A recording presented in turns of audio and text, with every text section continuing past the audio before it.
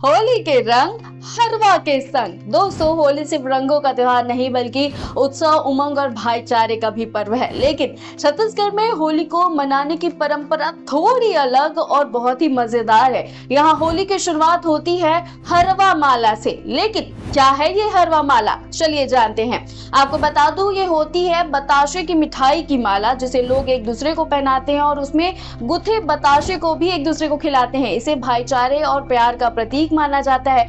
होली के दिन देवता को भी हरवा मिठाई का भोग लगाया जाता है और फिर पूजा के बाद सब एक दूसरे को ये माला पहनाकर रंगों की होली खेलना शुरू करते हैं। हालांकि अब समय बदलता जा रहा है, जिसके चलते ये परंपरा थोड़ी कम होती जा रही है। लेकिन आज भी छत्तीसगढ़ के कई गांवों में हरवा माला की रस्म पूरी धूमधाम से निभाई जाती है। क्या आपने भी होली में हरवा माला के मजे लिए हैं? कमेंट सेक्शन में जरूर बताएं और अपडेट्स के लिए मैम छत्तीसगढ़ को सब्सक्राइब करना ना भूलें।